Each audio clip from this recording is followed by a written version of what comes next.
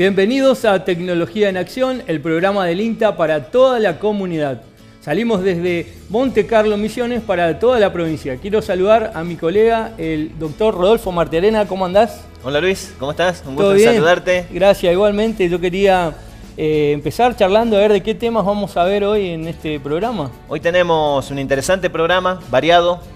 Inicialmente vamos a tener una nota con el licenciado Javier Berger, que nos va a estar mostrando una aplicación que hizo para detectar HLB.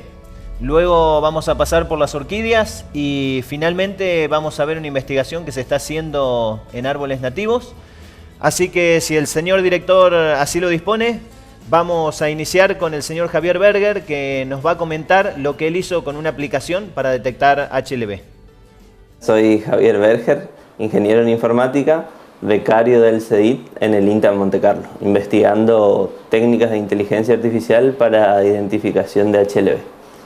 Bueno, la idea surge para hacer la tesis de grado de ingeniería, aplicar técnicas de inteligencia artificial en algún ámbito, específicamente alguna problemática que esté en Misiones. En este caso el HLB era emergente en ese momento y surgió la idea de realizar un sistema que pueda identificar los síntomas de HLB y diferenciarlo de lo que sería deficiencias nutricionales en las hojas de los cítricos. Ese proceso hicimos en conjunto con Juan Pedro Agostini, César Preusler y de los demás integrantes del laboratorio que estaban encargados del análisis de las hojas con HLB. Ellos ya venían tomando fotografías de los síntomas de las hojas y lo que hicimos fue recabar más imágenes, que llegaron a ser 2000 imágenes de hojas individuales con síntomas. Y esas hojas utilizamos para entrenar un algoritmo que utiliza inteligencia artificial y lo que trata es de predecir síntomas en hojas nuevas, síntomas de HLB. El software funciona con un celular, lo que hace es con la cámara del celular escanea una hoja y da un resultado, un porcentaje de acierto que tenga la enfermedad o no y qué enfermedad. Ese software, una vez que esté acreditado por los organismos de control, se podrá descargar del Play Store de Google, o sea de Android.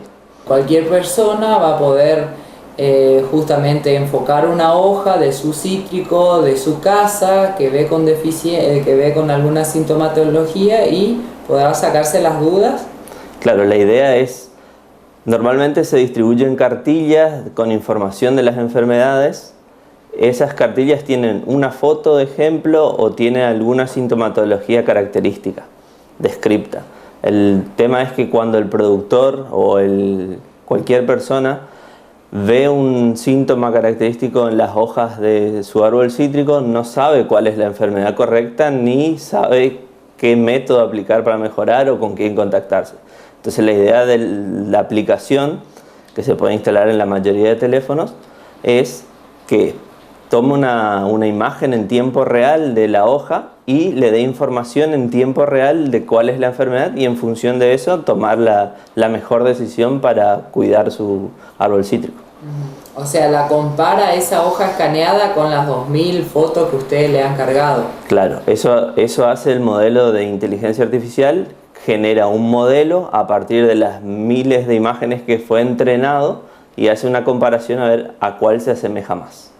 El campo de la visión artificial o el aprendizaje automático, que es un área de la inteligencia artificial, se puede aplicar a infinidad de clasificación de cosas, como por ejemplo clasificar hojas enfermas de hierba, puede ser clasificar hojas enfermas de orquídeas y demás tipos de clasificación, como también puede ser clasificar variedades de plantas en función de una fotografía, que obviamente primero tiene que haber sido entrenado para eso.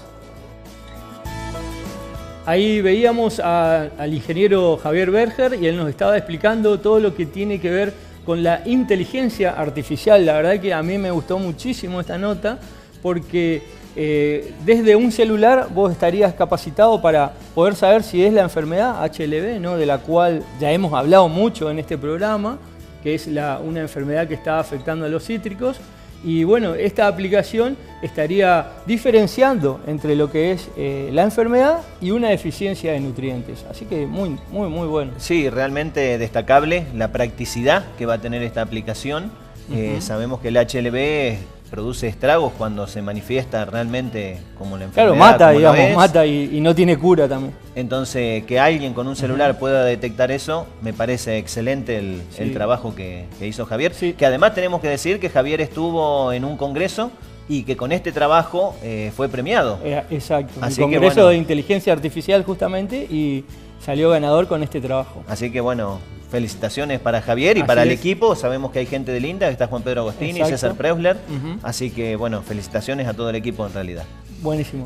Así que vamos a la pausa y enseguida volvemos con más tecnología en acción.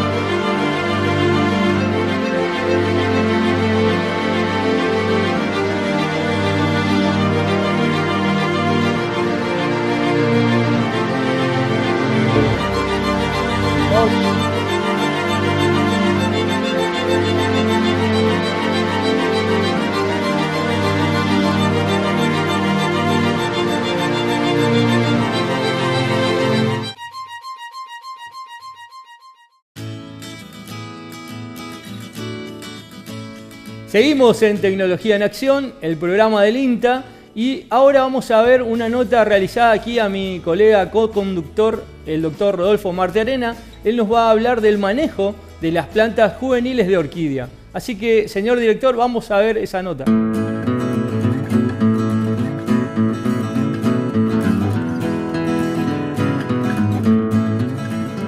Estamos en Orquídeas de Iguairá, en Montecarlo, Misiones. Y hoy les voy a mostrar cómo hacer el manejo de una planta juvenil de orquídea, donde vamos a estar viendo qué maceta utilizar, qué sustrato utilizar, cómo manejar las cuestiones de sanidad, la fertilización y el riego. En este caso les voy a mostrar cómo hacer el repique de plantas juveniles que ya pasaron la etapa de rustificación, que en este caso estas plantas que estamos viendo puntualmente aquí son plantas que tienen 9 meses. Y 9 meses porque les tocó pasar todo el periodo invernal, que si no esta planta, este tamaño de planta se está logrando con 6 meses aproximadamente con un buen manejo. Estas plantas ya están cubriendo prácticamente la capacidad que tiene la bandeja, ya los sistemas radiculares están muy bien formados, entonces esta planta está pidiendo que pasemos a una maceta. Esta planta perfectamente podría ser pasado a una maceta de este tipo, tamaño 12 por ejemplo.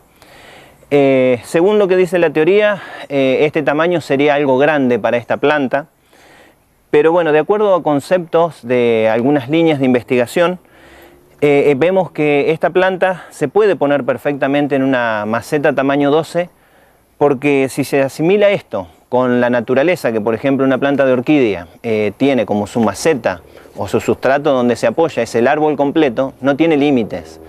Y hay una línea, una teoría que dice que la planta las raíces deben estar contenidas por la maceta. Entonces, si vamos estrictamente a lo que dice la teoría, esta planta debería ir en una maceta más chica. Inicialmente, el trabajo aquí en el vivero lo estaba haciendo con macetas tamaño 12 o 13, y por una cuestión de espacio, que enseguida se me comienza a llenar el vivero, pasé a trabajar con macetas tamaño 9 o 10, que en realidad es muy significativo el lugar que ocupa en el vivero. Bien, entonces ahora el paso siguiente es pasar esas plantitas de las bandejas a la maceta. El sustrato que estoy utilizando no es otra cosa que corteza de pino triturada, que sea lo más gruesa posible y que sea acorde a la maceta que vamos a utilizar. Y carbón vegetal, que el carbón vegetal no es otra cosa que el carbón que queda en la parrilla o el que se compra en las carboneras. Aproximadamente el porcentaje de sustrato que estoy utilizando es 70% de corteza de pino y 30% de carbón vegetal. que acá más o menos vemos cómo está constituido el sustrato. Previo a la utilización del sustrato, el mismo debe ser pasado por una zaranda para sacar los materiales finos, que generalmente esos materiales retienen más humedad. Estas plantas necesitan materiales más gruesos, entonces el material grueso va a ser utilizado en estas plantas y el material fino que queda por debajo del tamiz, ese material es utilizado para plantas más pequeñas que en su periodo inicial necesitan retener mayor cantidad de humedad. Con ello llenamos la macetita, como les decía hoy, tamaño 9, 10 es lo que estoy utilizando en este momento. Obtenemos las plantitas que vienen de la bandeja. La planta hay que apoyarla sobre el sustrato sin que las raíces se quiebren, porque si una raíz se rompe, por ejemplo, puede ser un foco para ingreso de patógenos.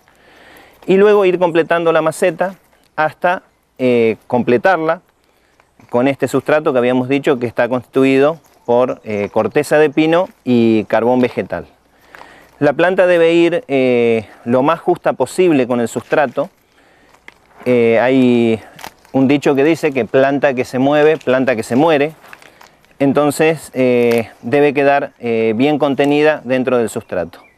La planta queda bien contenida y a partir de ahí el desarrollo depende del resto de las condiciones que nosotros le demos a la planta.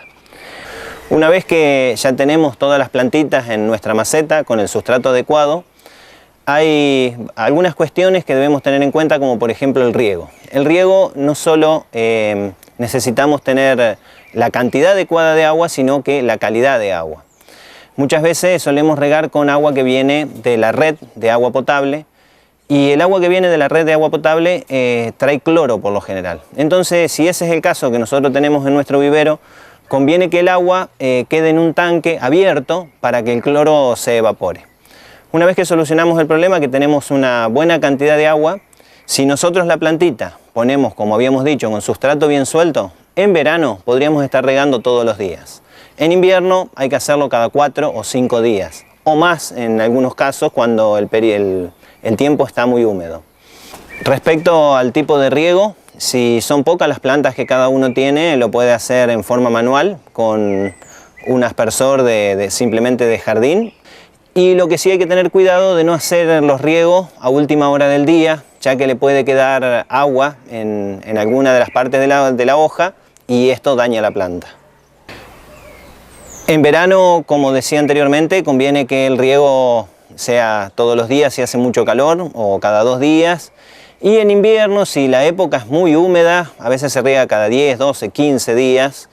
Pero bueno, si hay épocas en nuestra región, sobre todo en Misiones, que por ahí tenemos unos veranitos en el medio del invierno, y bueno, entonces en ese caso se puede regar cada 5 o 6 días.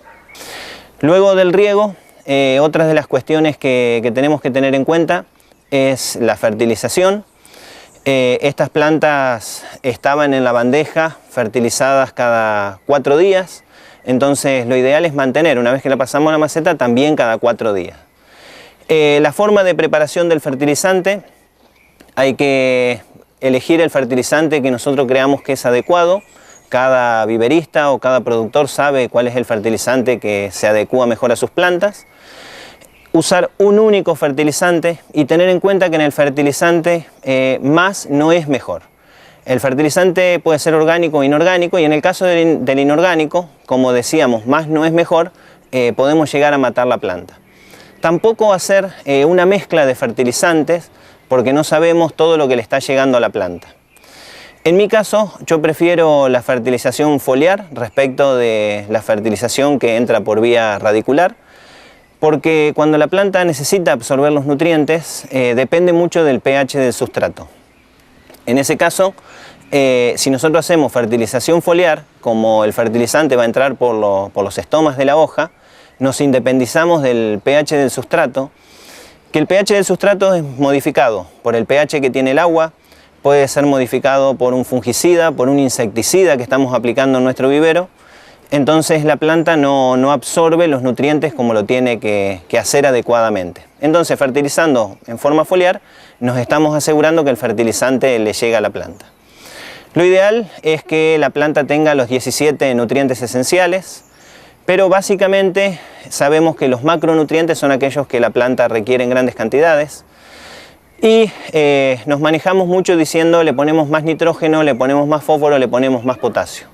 ¿Cuándo tenemos que poner un fertilizante o poner otro? Como decía antes, lo ideal es que tenga los 17 nutrientes esenciales, para eso hay que utilizar un fertilizante completo. Yo puntualmente lo recomiendo el fertilizante completo aplicar una vez cada 15 días y el resto de las aplicaciones, como decíamos, que hacíamos cada 4 días, en este tipo de plantas preferentemente predomina la fertilización nitrogenada, ya que esta planta tiene que desarrollar raíces y desarrollar hojas.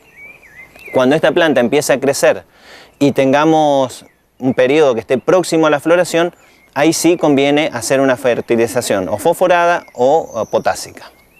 En cuanto a la fertilización inorgánica, la mayoría de los fertilizantes tiene una composición aproximada similar entre uno y otro. Depende mucho de la marca, hay que leer los rótulos, pero en la mayoría de los fertilizantes y los que más comúnmente conseguimos en las casas que venden agroquímicos, aplicando una dosis de 4 mililitros por litro de agua, generalmente estamos en una dosis inferior a lo que podría ser una dosis que dañe a la planta. Generalmente los rótulos recomiendan algo más de esa dosis, pero en mi caso yo aplico 4 mililitros por cada litro de agua. Respecto a cómo aplicar el fertilizante, para aquellos que tienen pocas plantas conviene hacerlo en un rociador que tenga poca capacidad, pero como decíamos, 4 mililitros de fertilizante por cada litro de agua. Una vez que pusimos los 4 mililitros en el litro de agua, agitamos bien el contenido que tiene nuestro rociador y esparcimos sobre las hojas y simplemente que se forme una película húmeda sobre la hoja, y con eso es suficiente si lo hacemos cada 4 días. Bueno, al estar estas plantas muy fertilizadas, ser ricas en nutrientes y además adentro del vivero, al tener las condiciones que predisponen a muchas plagas y enfermedades, hay que hacer, en este caso cuando hay un cultivo masivo, hacer control preventivo. El control preventivo de plagas y enfermedades, básicamente hay que cuidar de hongos y bacterios. Yo hago el control preventivo semanalmente, y respecto a los productos a aplicar, hay que elegir un producto en el mercado que nos dé confianza, que sea de una marca conocida, y respetar las indicaciones de lo que dice en el rótulo. Puedo tener un ataque de plagas muy severo, pero si yo me paso de la dosis puedo dañar la planta. Entonces siempre respetar las indicaciones que dice en el rótulo. Hay otras plagas, como por ejemplo cochinillas, que son muy comunes en Misiones. También conviene hacer aplicaciones periódicas cada 4 o 5 días hasta erradicar la cochinilla, y luego preventivamente se puede hacer una aplicación cada 15 o 20 días para que esa plaga no aparezca. Luego también nuestros viveros son visitados por una gran cantidad de insectos, por lo tanto si aplicamos un insecticida preventivo puede ser muy bueno para no empezar a encontrar daños en las hojas de las orquídeas.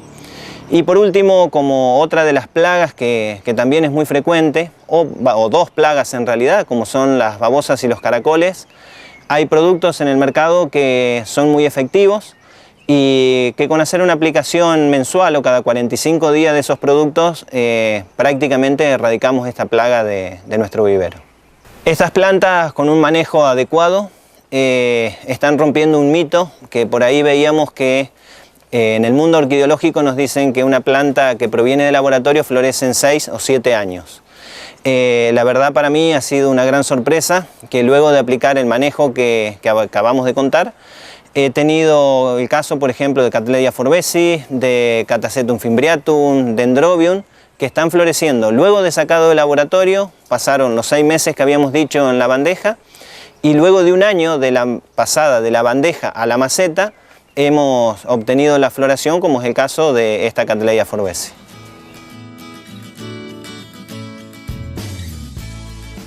Bueno, ahí veíamos la nota que se realizó en el vivero de aquí de Fito Marterena, y él nos estaba comentando los tips más importantes, ¿no?, para que las plantitas recién rustificadas puedan seguir creciendo, y con el objetivo de lograr a 18 a 20 meses que esa planta pueda florecer.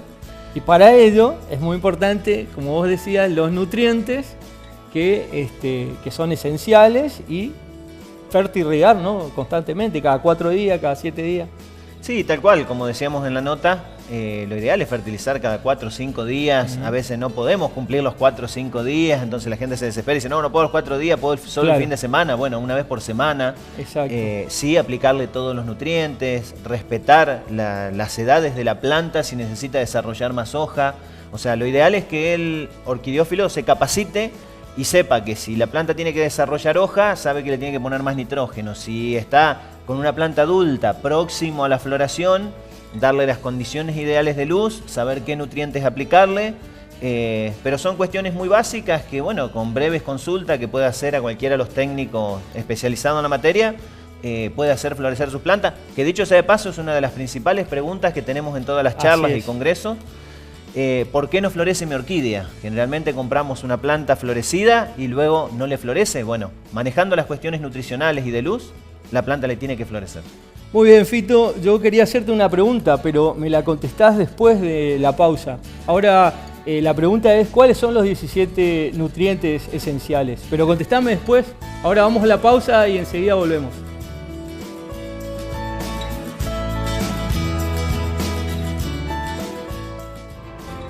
La seguridad y soberanía alimentaria es uno de los pilares de nuestra política institucional. Desde el ProHuerta, un programa de autoproducción de alimentos, llegamos a las familias, escuelas y hospitales y a países donde la alimentación es una cuenta pendiente.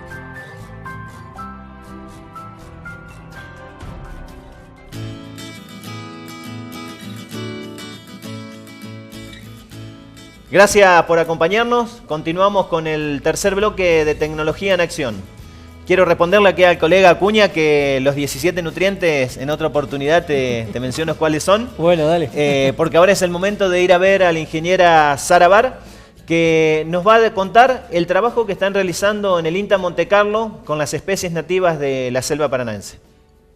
Domesticación es la actividad de poder generar o acelerar cambios dirigidos o direccionados en las características de las especies que estemos por implantar.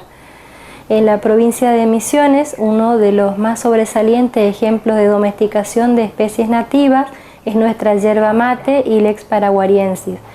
En la experimental Montecarlo estamos trabajando con especies nativas de nuestra selva paranaense. Hasta el momento comenzamos con loro negro petiribí, conocida como Cordia trichotoma, con cancharana, la cabralea cangerana. A futuro esperamos en breve comenzar trabajos con cañafístola, Peltophorum dubium, y también iniciamos tareas con una especie de la cual se utilizan extractivos químicos, el palomargo, Aestrion o Picrasma crenata. Nosotros comenzamos en el año 2006 con un programa de domesticación de especies nativas de alto valor, trabajando con los cedros provenientes de las zonas noroeste de la Argentina y noroeste de la selva paranaense. En especial trabajamos con la Estación Experimental Famaillá de Tucumán en la selección de lo que serían ejemplares plus de cedrela, en nuestro caso Cedrela officialis, nuestro cedro misionero. A partir de allí logramos instalar en Misiones lo que era un ensayo de progenies de las cedrelas de ambas zonas. El ensayo tuvo que ser dado de baja en Misiones por un ataque severo de Isifila grandela, un barrenador que ataca a la familia de las meliáceas, por lo que al momento queda únicamente ya como área productora de semillas la instalada en Famaillá. En el año 2013 comenzamos lo que es el programa de domesticación del loro negro o petiribí. En la experimental Montecarlo realizamos lo que es la selección fenotípica, es decir, a través de imágenes o forma, es decir, nosotros buscábamos ejemplares con fuste recto, monopodiales, con derrame natural, buena exposición de copa. A partir de lo que fue el inicio de selección de materiales, que fue realizada por zonificación según distritos fitogeográficos de la provincia de Misiones, determinados años atrás por Cabrera y Crobeto, y también con un mapeo de gradiente de precipitaciones, se realizó la colecta de materiales que fueron luego llevados por injerto a lo que vendrían a ser plantines que dieron lugar a nuestra área productora de semillas del oro negro Petiribí, que fue instalada en octubre del 2017 en nuestro campo anexo Larrague.